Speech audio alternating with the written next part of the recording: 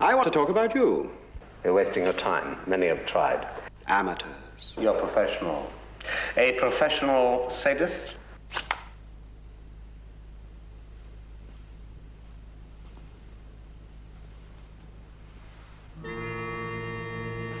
Light blue. Fearless. Or are you? Each man has his breaking point, you know. And you are no exception. Ah, you react. Are you afraid of me? What is going on up there? Disgusting.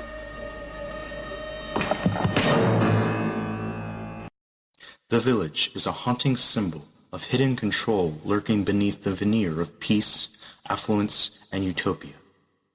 A puppet stage where marionettes unconsciously dance to the bidding of unseen Machiavellian manipulators of strings.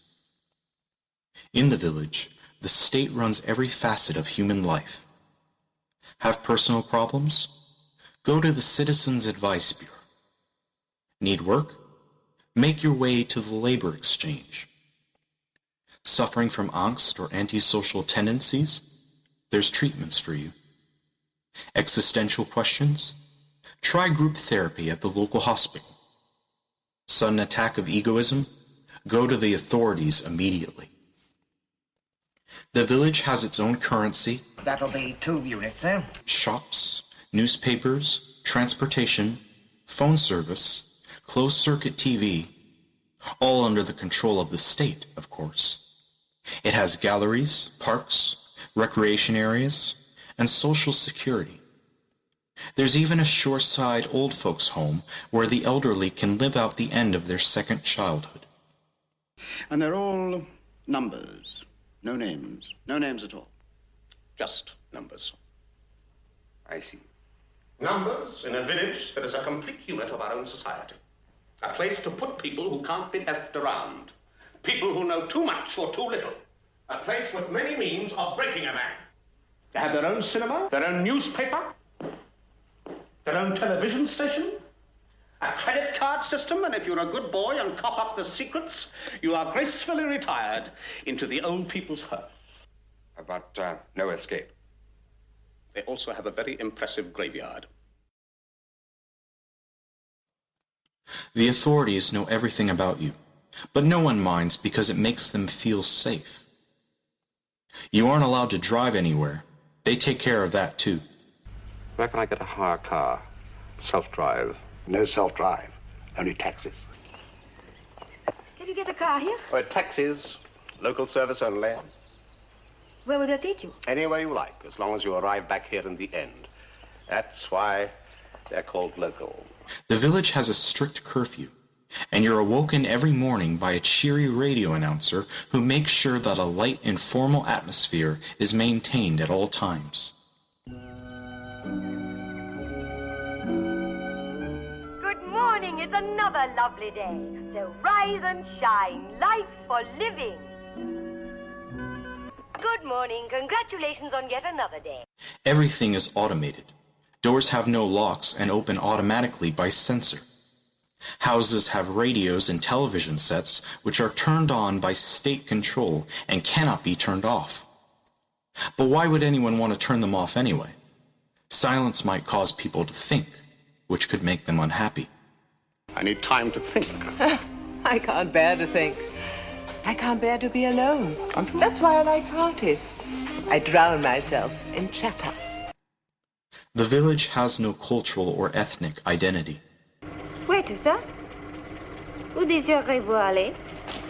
Take me to the nearest town. Oh, we're only the local service. Take me as far as you can. Why did you speak to me in French? French is international. I suppose it's a waste of time asking the name of this place. As a matter of fact, I thought you might be Polish, perhaps a Czech. What would Poles or Czechs be doing here? It's very cosmopolitan. You never know who you meet next. Nicely done. International cuisine, the best. French. International. No game is worth playing if you can't win. That's not very English, I know. Are you English? All culture, tradition, ethnic and national identity has been destroyed in the name of progress, or as we might call it, globalism and multiculturalism. We know what we must do. What must we do?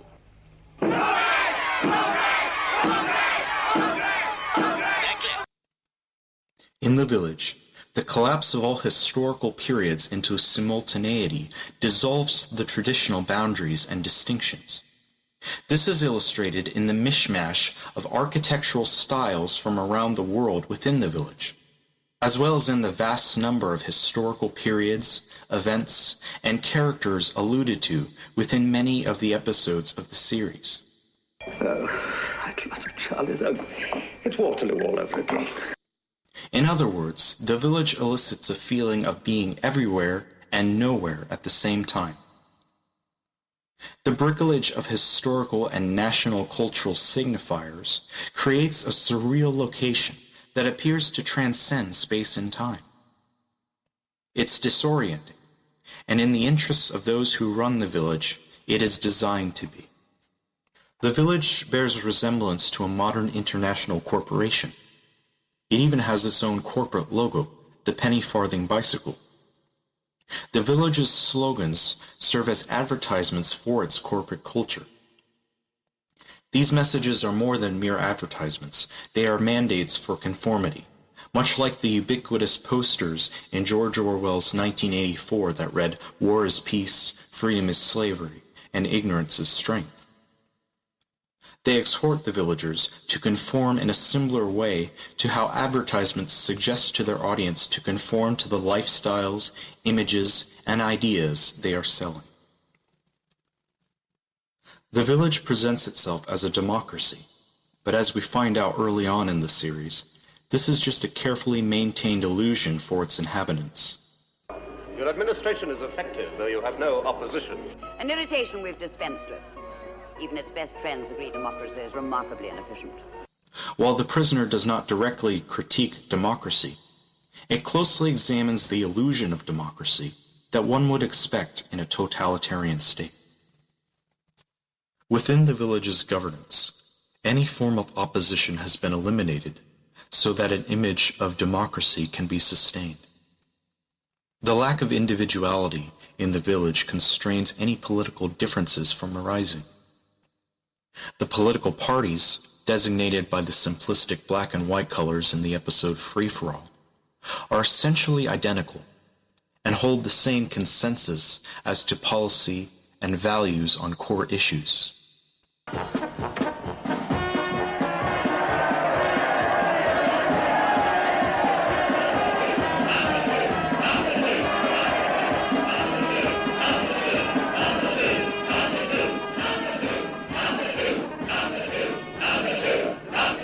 Like a unanimous majority. Exactly, that's what's worrying me.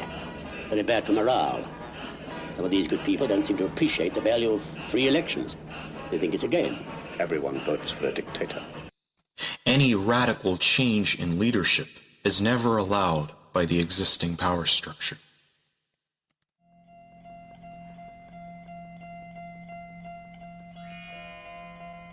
Will you never learn? This is only the beginning. We have many ways and means, but we don't wish to damage you permanently. Are you ready to talk? In Fallout, Number 6 is taken to an underground bunker where an assembly is being held to discuss the question of revolt and to pass sentencing on rebels within the higher ranks of the village. The jury is comprised of delegates who wear white robes and double-sided masks, each of whom represent different factions of the village, such as welfare, nationalists, activists, and so on. We can deduce from this that the village is anything but a free market regime. The symbolism of the mask, in this sense, could mean that the power structure of the village presents one face to the public and another in private where the real decisions of the village are made. The array of different jurisdictions at the assembly tells us that every aspect of village life is controlled from the top down. These are most likely the controllers of the various absurd-looking committees of the village, such as the Democratic Council in Free-for-All, the Appeals Subcommittee and Women's Committee in A Change of Mind, the academics of the Education Subcommittee in the General, and so on. Any questions? Certainly. Where'd you get this bunch of tailor's dummies? They were here when I arrived. Do you wish to question them? I do. Proceed. Who do you represent? Who elected you? To what place or country do you owe allegiance? Whose side are you on? Mustn't get too personal, my dear fellow. I also have a problem. I'm not sure which side runs this village. But who runs the village? Which side are they on? Is it the communists? Is it the British, who are simply imprisoning security risks or suspected traitors? Could it be some other political group independent of the Eastern and Western blocs, who perhaps controls them both? It's the law of survival. It's either them or us. You imprison people, steal their minds, destroy them. Depends on whose side you're on, doesn't it? I'm on our side. Then we have to find out where your sympathies lie. You know where they lie. Subject shows great enthusiasm for his work. He is utterly devoted and loyal. Is this a man that suddenly walks out? And I didn't walk out. I resigned. People change, exactly. So do loyalties. Not mine. This is never answered outright in the series. Who are you working for, number 2? For us! For us! In the episode The Chimes of Big Ben, number 2 explains to number 6 that a day will come when both sides of the Cold War realize that they are fundamentally the same, and will adopt the order of the village, which in many respects is the trend of society already, and as number 2 sees it, the entire world's probable future. There are some people who talk and some people who don't, which means that there are some people who leave this place and some who do not leave. You are obviously staying. Has it ever occurred to you that you're just as much a prisoner as I am? Oh, my dear chap, of course, I knew too much. We're both lifers. I am definitely an optimist. That's why it doesn't matter who number 1 is. It doesn't matter which side runs the village. It's run by one side or the other. Oh, certainly. But both sides are becoming identical. What, in fact, has been created? An international community. A perfect blueprint for world order. When the sides facing each other suddenly realize that they're looking into a mirror, they will see that this is the pattern for the future. The whole Earth. As the village, yes. That is my hope. What's yours? I'd like to be the first man on the moon.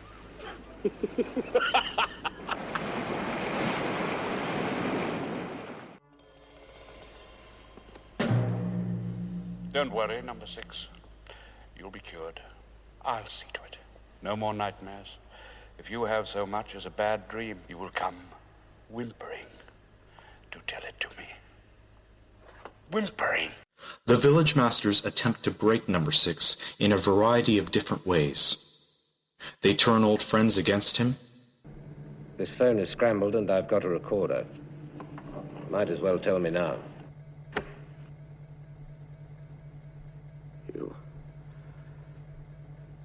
You must not ask me that. Make him doubt his own identity. It's weird. I mean, which one of you... I am the original. He is the economy pack.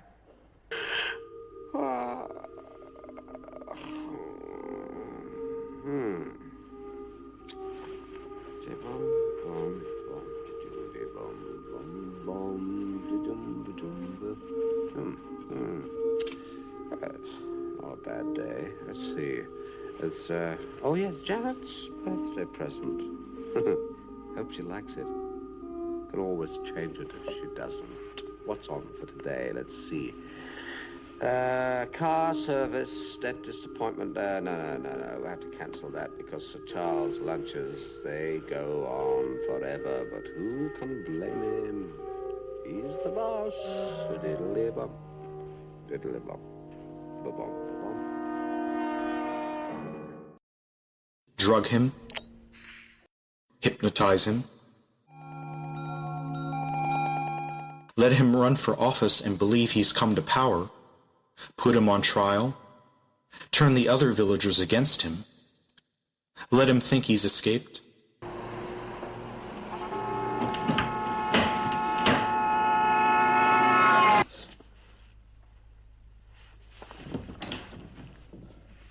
let him actually escape only to lure him back again. There it is. We found it. That's it.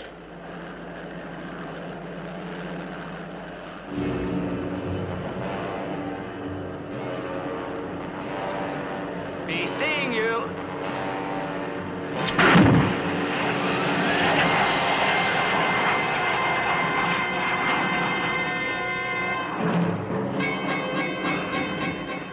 Perform a mock lobotomy, regress him back to the state of an infant, then re-raise him in the manner that they prefer. A find missing link. When I have found it, I will refine it and tune it, and you will play our game. B. Put it together. And if I fail, then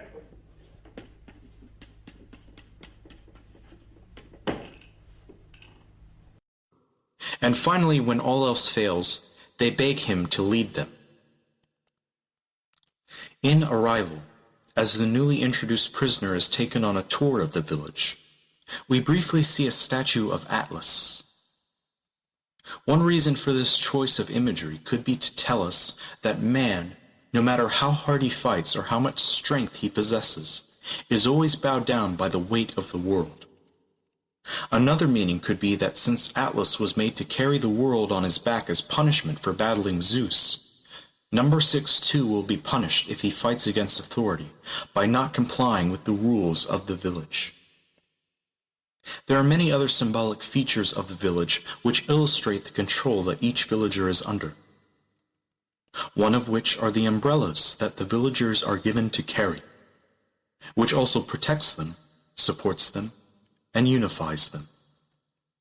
It can be used as a kind of weapon, as a walking stick, or as a kind of flag for ceremonial events. Also, there's the penny farthing bicycle, the logo of the village, which is known for its instability, and much skill is required to master. On every villager's lapel is an image of the bike with their number within the larger wheel. It is also a symbol of material progress. Another overlooked iconic symbol of the lack of freedom in the village is the old ship docked permanently on the seashore. In actuality, the bottom of the ship is embedded in stone. It exists, it seems, only to mock the villagers. The butler, who is the only other character present in nearly every episode, represents the underclasses and the working man. The little man who is exploited and whose voice is never heard. He never speaks in the entire series, but he is admirably loyal and efficient in his duties. He is the men and women who go along to get along, whom theoretically the state exists to protect and serve, but who ends up serving the state.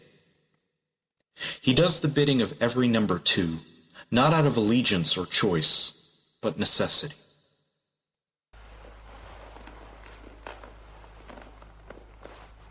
Sleep, sleep, sleep. That's it.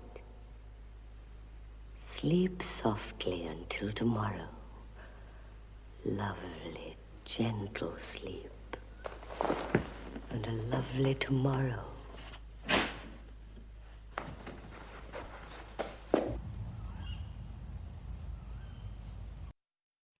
Number 6's captors have at their disposal the most advanced technology imaginable.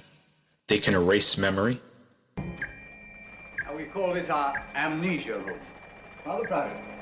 With it, we can erase the memory back to any point in time we choose.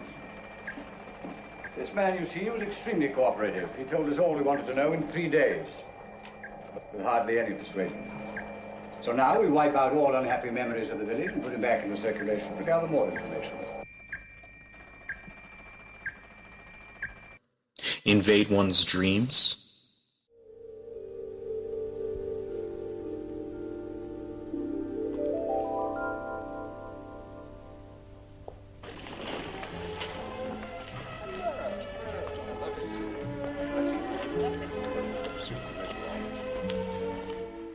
brainwash a person into believing anything. You see the gentleman on the screen? Isn't he handsome? Isn't he manly? You love him passionately, devotedly. You would do anything for him, anything. You would even betray him to save him from his own folly. Beam information directly into people's minds. Calculate behavior with high accuracy. Switch minds from one body into another.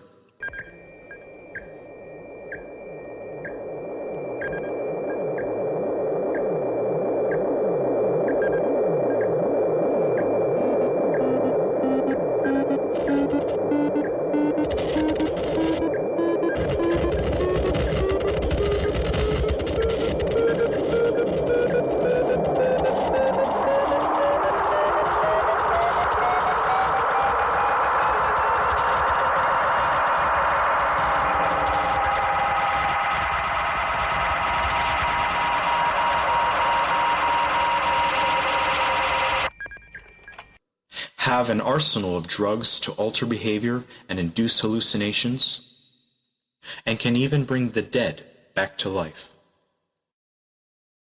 The profound infringements that technology can impose upon the freedoms of individuals are explored in this series.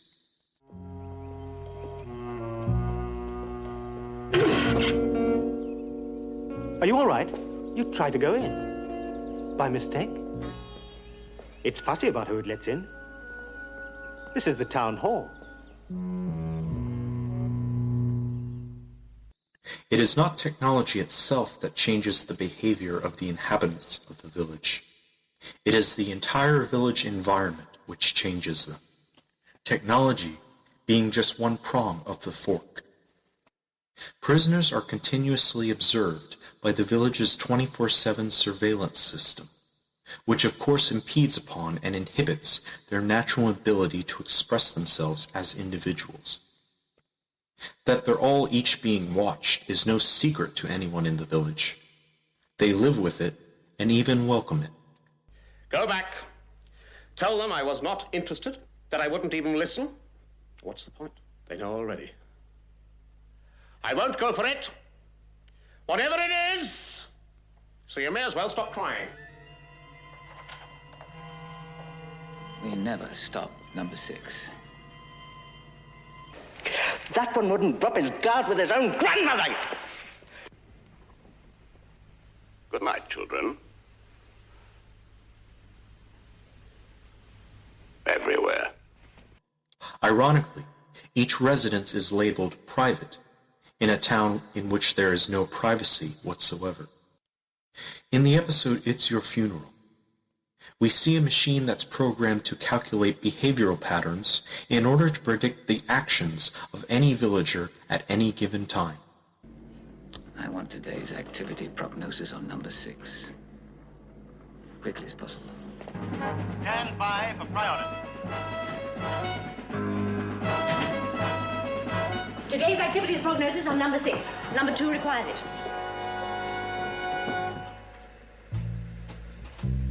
6:30 a.m. Subject exercises daily with a walk round the village. Daily subject climbs the bell tower. Reason unknown. Subject eccentric. Certainly watching, waiting, constantly aggressive. Is possible that subject likes the view.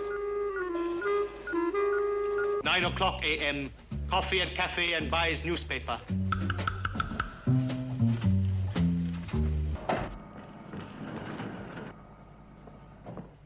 Good morning. I brought you the activities prognosis you ordered. Good. How accurate are these? What is the percentage of right and wrong? I'm afraid we don't know that. Why not? Oh, twice we programmed our machines for a percentile appraisal of their own efficiencies. Each time they refused to give back the requested information. Refused? How? Simply by not returning the data to us. They'll be wanting their own trade union next. Well, go ahead and read it out to me, please. It is now 10:19 exactly. According to the prognosis, the subject is now taking his daily stroll through the village. Go on. At approximately 10:20, he will go to the kiosk.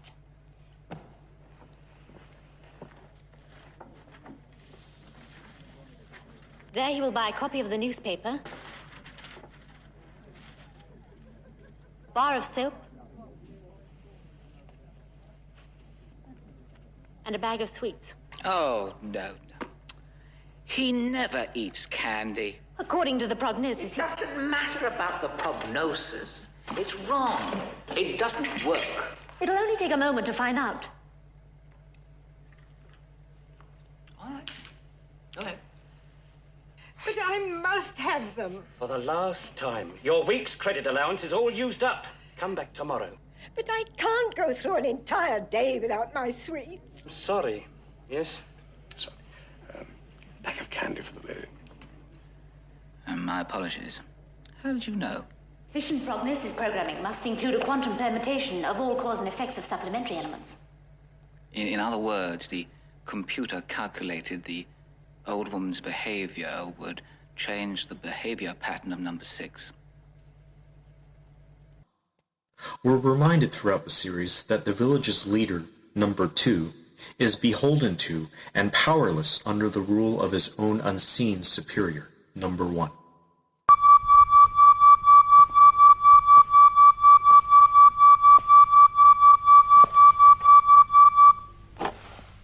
Number 2 here. Yes, sir, I am doing my best. He's very difficult.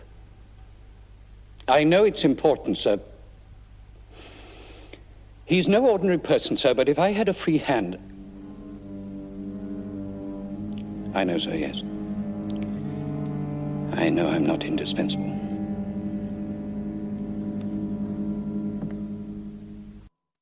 Number 2 is Wilhelm Reich's big little man, and he does not act by his own volition.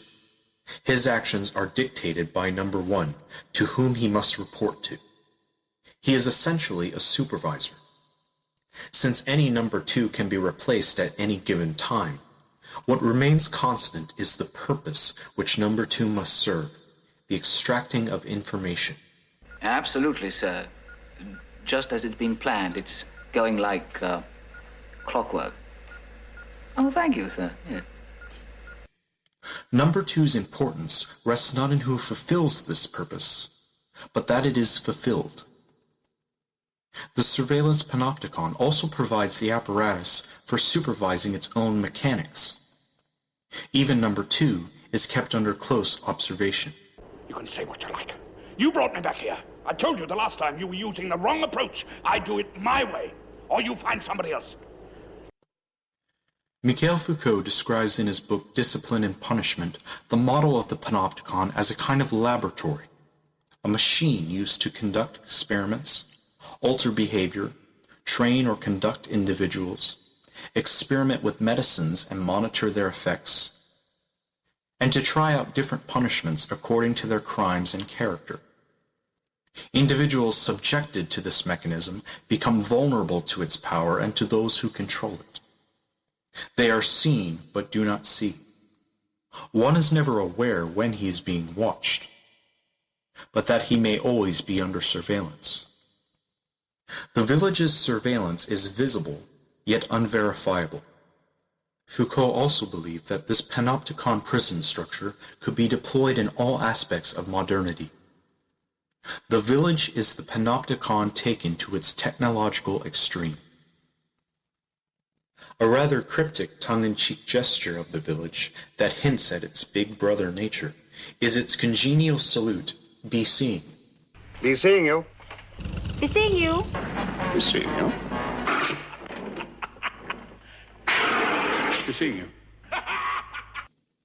Whenever it's said, the thumb and forefinger are made into a circle and placed around the eye, much like a camera lens. When number 6 does the salute, however, and always bitterly and with pinched lips, it takes on a different meaning. You may be watching me, he may be saying, but I'm watching you as well, and biding my time. Be seeing you. Technology in the village does not work as it should.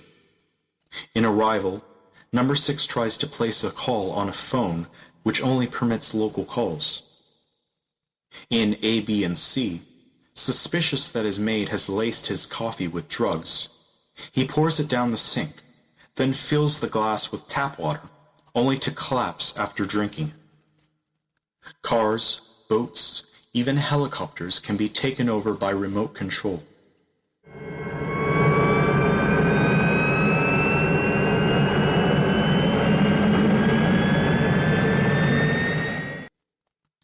In Fallout, simple everyday tools such as a hairstylist chair, blow dryer, shaving cream, and so on are all used to conduct a procedure of bringing the dead number 2 back to life. This could be written off as a low-budget, ridiculous choice of props, but given the precedents in the previous episodes, as well as the very nature of the show, they are another symbolic example and warning of modern tools being used outside of their intended purposes. Television has peculiar functions within the village as well. It can be used as a two-way communication device by number 2 to speak directly to any villager. It is used in the normal application to broadcast content to the villagers, but this is limited only to local village news and programs, such as election coverage and live televised lobotomies. Television is most notably featured in The General, as a weaponized instrument of mass mind control. A university-level degree in 3 minutes. It's improbable. But not impossible. Nothing's impossible in this place. Similar to Marshall McLuhan's theories on television, the medium is the massage. The information that comes through it is not nearly as important as the means through which it is transmitted. Through a process similar to hypnopedia in Brave New World, called speed learning, hailed as a revolutionary breakthrough in education, immense subliminal information is projected directly into the cortex of the brain of the television viewer via a supercomputer called the General. I would like to say a brief word about speed learning. It is quite simply the most important, most far-reaching, most beneficent development in mass education since the beginning of time. A marriage of science and mass communication, which results in the abolition of years of tedious and wasteful schooling. A 3-year course indelibly impressed upon the mind in 3 minutes. It looks desirable on the surface because the viewer gains immense knowledge within seconds, but in the process loses the ability to think.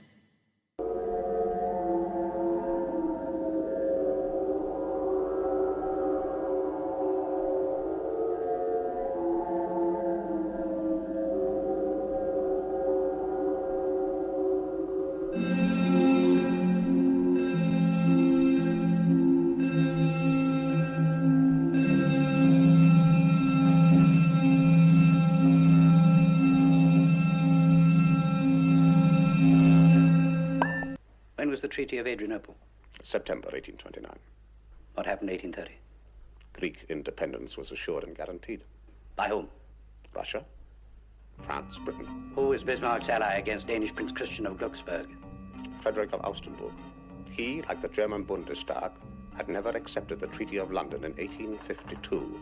Bismarck wanted war, but he wanted it waged by Prussia and Austria in alliance and not by the whole German Bund. He realized that a successful war against the Danes in 1864 would serve the same purpose as Cavour of Italy's entrance into the Crimean War, namely that it would indicate future leadership and would at the same time raise Prussia's prestige. Very good. 10 out of 10. When was the Treaty of Adrianople? September 1829. What happened in 1830? Greek independence was guaranteed. By whom? By Russia, France, and Britain. Who was Frederick of Augustenburg?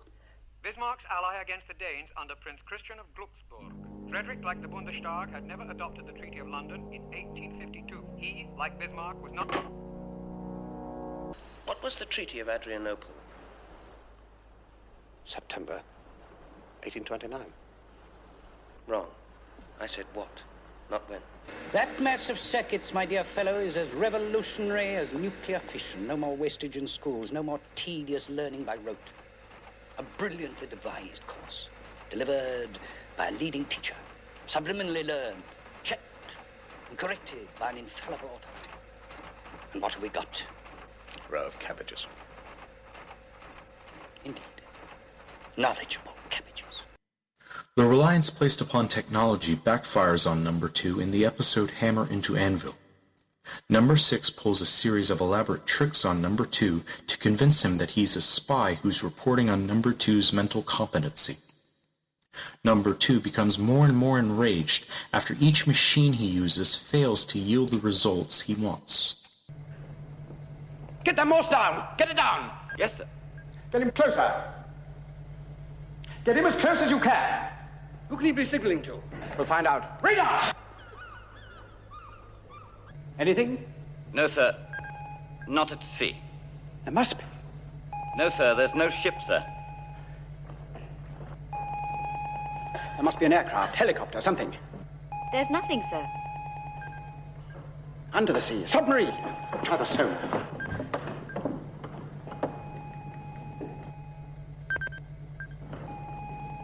No, sir. There's nothing coming through. But he must be signaling to someone. Morse. Did you get it? Yes, sir. What'd it say?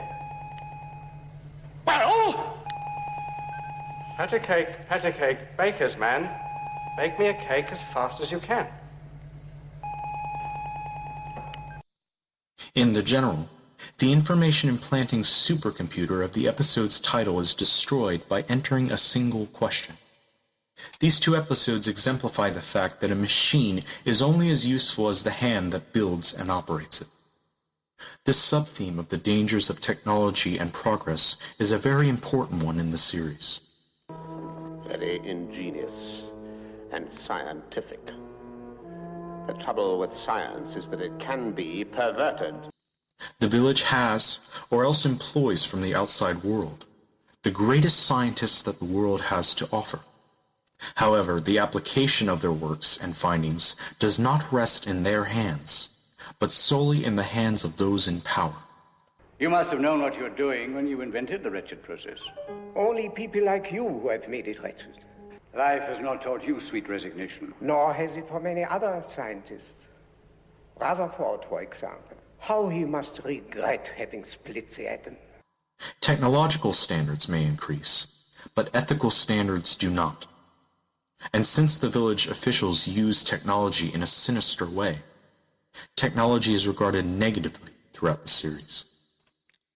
Sigmund Freud, in his book Civilization and its Discontents, which explores the origins of civilization, explains that science and technology enabled man to create things in order to acquire cultural acquisition, and that these advancements are responsible for mankind becoming a kind of prosthetic god.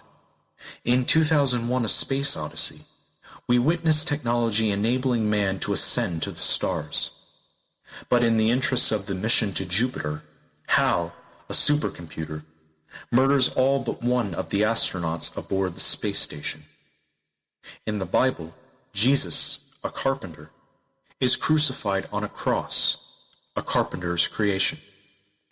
The prisoner warns us that technology is a double-edged sword, and that in the wrong hands can be a very deadly one.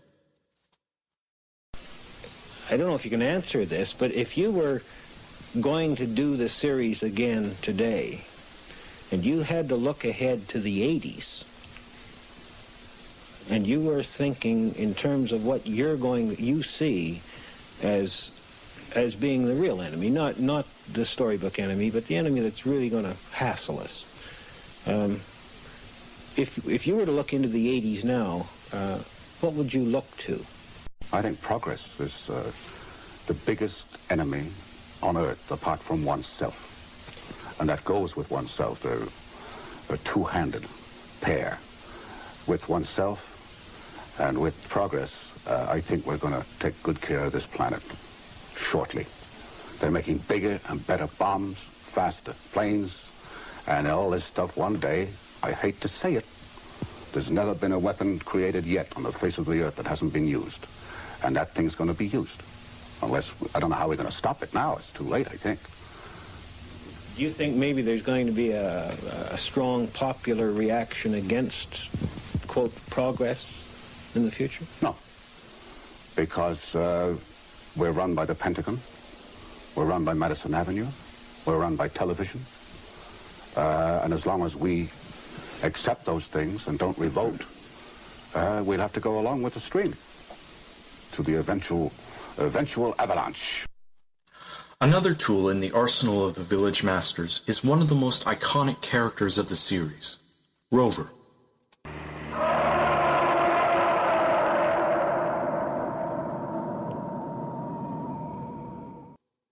The villagers fear it, as does number 6, as well as the village masters. And you can remove that thing too. I'm not an inmate. It roars like a wild beast or a demon. It moves at high speeds. It can withstand bullets.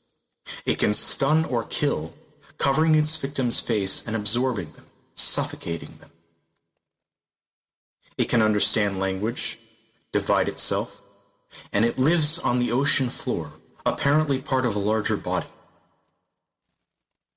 It is implied throughout the series that it has a mind of its own, and tends to act in direct proportion to the amount of resistance it meets. It could be suggested that Rover is an allegorical symbol for sheepdogs, external or internal, which come to round up those who stray too far from the herd. Rover could also be seen as technology itself, or the negative uses and subsequent manifestations of technology which keep man enslaved.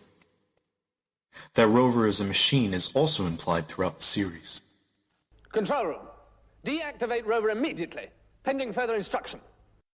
The original Rover was intended to be a machine which traveled on wheels, a design which was scrapped at the last minute when it broke down underwater during filming. Rover could be a kind of animal-machine hybrid. It could also just be a symbol of fear in general, which keeps man within the bounds of the known and of his village. He'll eventually go back to his room. It's the only place he can ever go. In terms of psychological symbolism, Rover could represent the mysterious, primal, uncanny, and amorphous element in nature, which modern man attempts to negate, factor out, or control. Jean-Paul Sartre calls it the vicious. It is the chthonic which man cannot fully tame nor understand. We never see where Rover comes from or returns to, which also suggests our inability to comprehend the chthonic. If this interpretation is correct, then it explains why prisoners and warders alike fear Rover. They are reacting to being faced with the terrible, the primal, and the uncanny. One last point about Rover is that it's implied throughout the series that it has some connection with lava, namely in the images of lava we see in number 2's observation room, as well as the various lava lamps which can be found in many places in the village.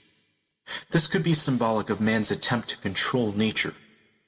Lava calls to mind the myth of Prometheus, as well as the prima materia which once covered the earth, now captured and in perpetual motion. Lastly, at various points in the series, we see number 6 confronted by a large spotlight, which could very well hold the same symbolic meaning as Rover.